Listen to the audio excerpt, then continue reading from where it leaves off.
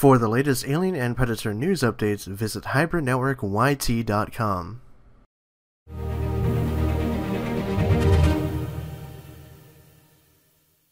Hey, what's going on guys, Nick here, and this is another Alien Covenant deleted scene video that I actually kind of forgot about doing a while ago because, I mean, the movies came out 2 months ago now, and right after it came out I was doing a lot of kind of deleted scenes videos going over stuff that we never got to see in the theatrical cut of the film, or maybe I guess in none of them, because now we do know what's going to be on the Blu-ray. But this one is actually something that I had been meaning to do a while ago. I just never got around to it because it kind of got lost in the shuffle of things, but it was actually a sequence that was cut early on in the Alien Covenant script process, where essentially the survivors were going to explore more of the Engineer's City, and we were going to see some more of their technology, and there was going to be basically a different feel to the whole thing. So as I mentioned, this is from a very early draft of the script because one of the characters is named Griffin, and we actually don't see a character named Griffin in the final film, but this page from the script was actually featured in the Alien Covenant HBO documentary that was released the week before the film's release. So in this page from the script we can see that the survivors had come to the opening of the Engineer City, like the sort of Colosseum, I guess you could say, the opening that was in the film. They pass through it in that small crevice and they get into this giant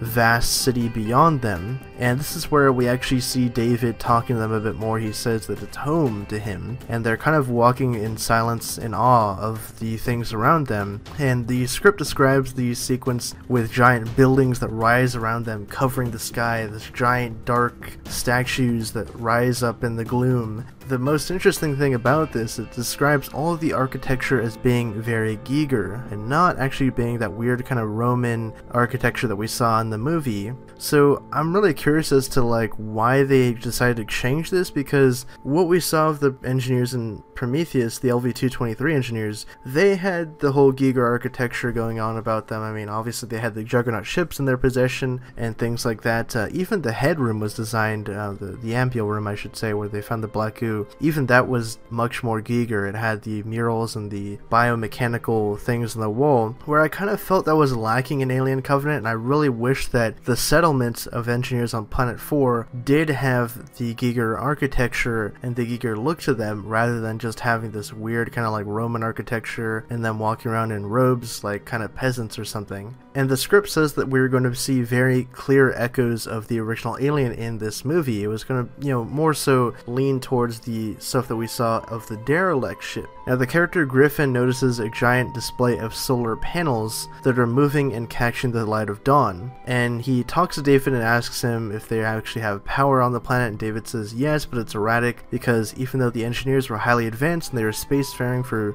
years and years, they didn't actually have binary logic for some reason, and it never occurred to them to build stuff that would sustain power for centuries. But he did mention how they love to build things, and this is another piece that I actually discovered too in the concept art for Alien Covenant. There was supposed to be a sequence where the characters went and explored the Engineer's City. There was an orrery station, and basically they were going to go inside of the orrery, kind of like what we saw in Prometheus as well, when David activated the Juggernaut ship and it plotted the course to Earth with that giant sort of mapping of the star system that came up in a 3D display. And I guess they were supposed to see an actual physical version of that in the Engineer's City, and this is all stuff that we never got, and it is a bit of a shame because that was one of the things that I wanted most from Alien Covenant, which was actually exploring more of the engineers and finding out what they were and more of their civilization and what did they build and why did they build things like that, why did they have this weird kind of biomechanoid look to them. That was stuff that I wanted to personally know about, and I know that people were upset about that too. Why did they spend more time kind of walking around and asking like, David,